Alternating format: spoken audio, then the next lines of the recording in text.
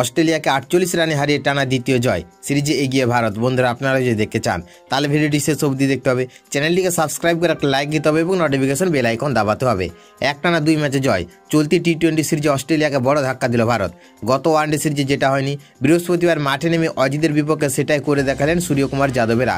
Bat হাতে প্রতিপক্ষকে আটকানোর মতো ইনিংস খেলে দুর্দান্ত বোলিং আক্রমণ দিয়ে ক্রিকেটের সুপার পাওয়ার হিসেবে পরিচিত অস্ট্রেলিয়াকে গুঁড়িয়ে দিল টিম ইন্ডিয়া।